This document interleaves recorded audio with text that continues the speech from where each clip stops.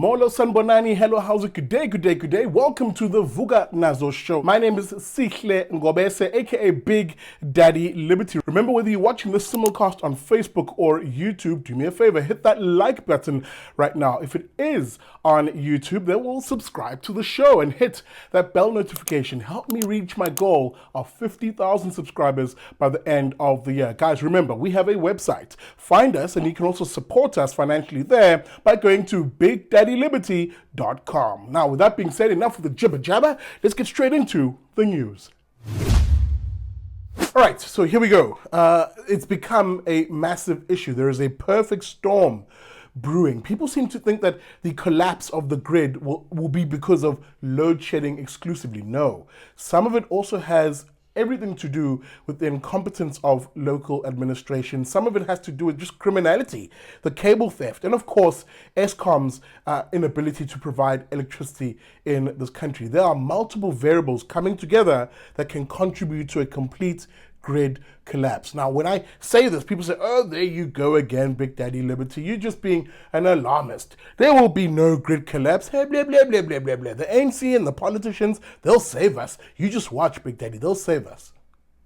And in another 18 months to 2 years, you will forget that the challenges that we had with relation to power or energy and Eskom ever existed.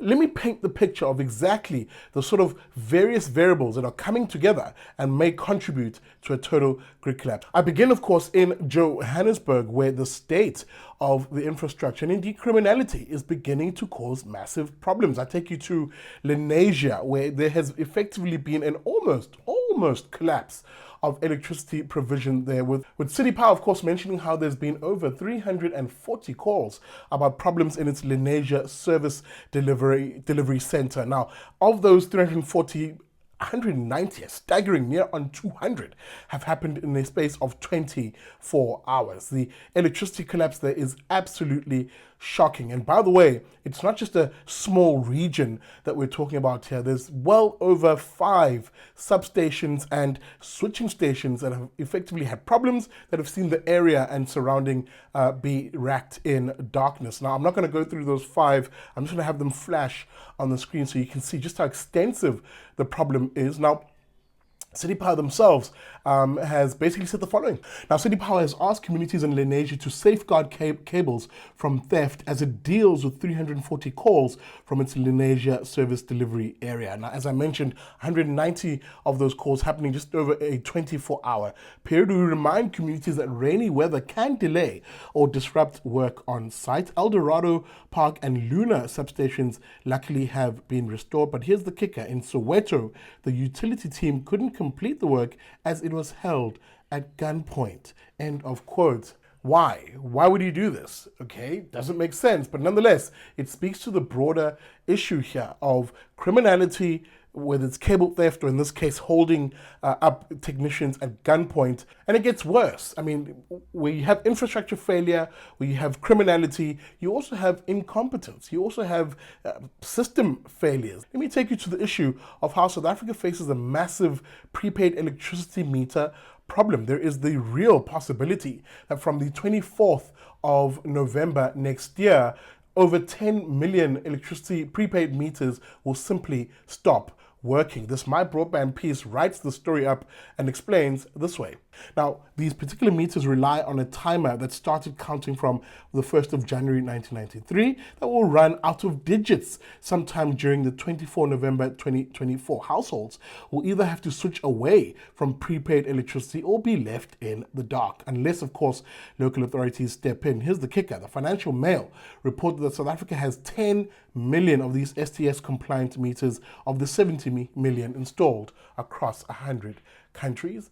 Guys, are you beginning to join the dots? There are multiple variables that are coming together which may contribute to an absolute collapse of the grid. It isn't just a single issue of load shedding. It's much more than that. And indeed, the collapse, if you will, no one faces the prospect of it more than perhaps residents of Durban and surrounding areas. You'll remember, of course, Durban, of course, had suffered those devastating floods that saw 400 people die in it. And of course, Durban's infrastructure, including electricity infrastructure, washed away in the water. Now, this didn't spare electricity infrastructure either. You'll remember that very I'll call it spectacular and frightening scene where across Durban a blue flash had people thinking, an atomic bomb was dropped on us, where a major substation that feeds 1/3 of Durban effectively blew up. Again, the infrastructure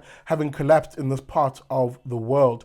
And of course, it was for that reason, the precariousness of the electricity infrastructure, that Durban was exempted from the worst of load shedding. Durban residents have only been experiencing load shedding from stages 4 and up for good reason. The infrastructure is simply not there. Well, now the decision has been taken, of course, by Eskom and eThekwini municipality to end that exemption as of the 25th of May. Now, before I read from this Times Live piece, just know that Durban residents are insanely incensed, angered by this particular decision, because all of us know that very little by the way of repairs has actually happened. We still are sitting in a situation where most of our infrastructure is in a terrible state. It has not been repaired to pre-flood levels. So putting us back on those higher stages of load shedding is a massive risk. Indeed, the city itself admits this in this Times Live piece, saying the following. Now, the city said the decision to introduce a new schedule was taken after discussions with Eskom. While the city's infrastructure is not yet repaired to pre-flood levels, the city acknowledges the country's need to reduce the load to protect the national grid. It's therefore become unavoidable for eThekwini to revert to normal load shedding stages as experienced by the rest of the country. This is, of course, according to the municipality. However, some areas with damaged infrastructure may still be excluded. End of quote.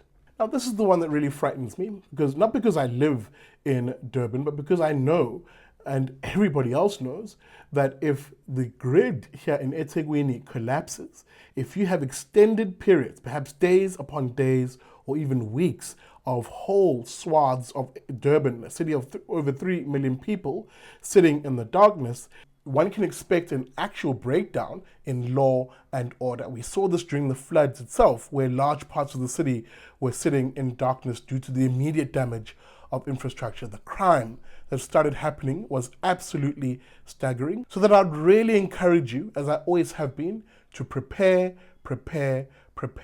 Whether the grid collapse will come from the stages of load shedding or the corruption, the theft of infrastructure, the damage of infrastructure, the incompetence of meters, prepaid meters not working, whatever the actual source may be, or maybe even a culmination of that forming the perfect storm that I'm talking about, you still have to prepare. There can be no excuse for not doing anything to prepare yourself, no matter how small or big. Even if it means buying a small generator or banding together with your neighbors to buy a bigger generator that you can share across the homes, you've got to do something, because when the blackouts happen, you don't want to be the one who's caught unprepared.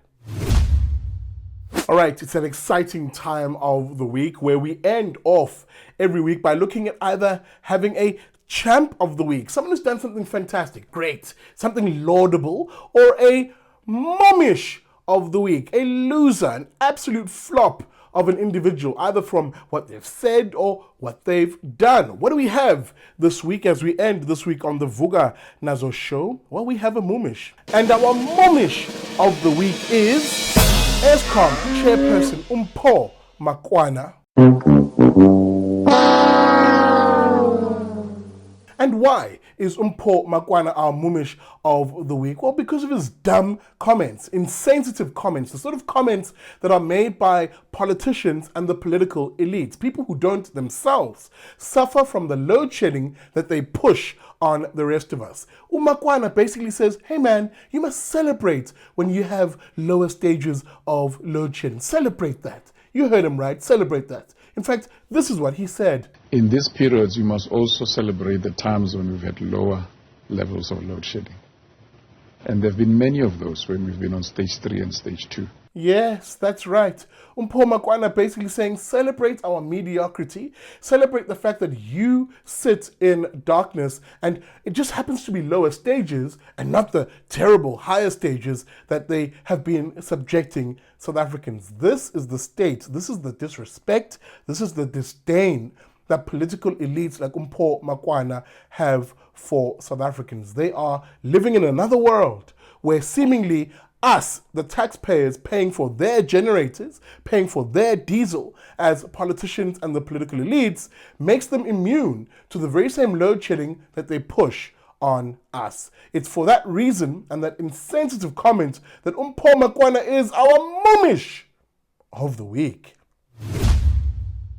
All right, that's it for this episode of Vuka Nazo. Please, hey, let me know what you think about this particular matter. Leave a comment, whether you're watching on Facebook or on YouTube. The most important thing you can do is to, yes, hit that like button, but more importantly, share the stream. Please share it widely. With that being said, if you're looking to support the work that we're doing here, and it's the advocacy work in particular, then please consider contributing to the show. How do you do that? Find a payment method that suits you at our website. That's at bigdaddyliberty.com. Now, if you like any of the stories that we covered here, the links are in the descriptor. With that being said, thank you for watching. I'll see you on the next episode of the Vuka Nazo Show.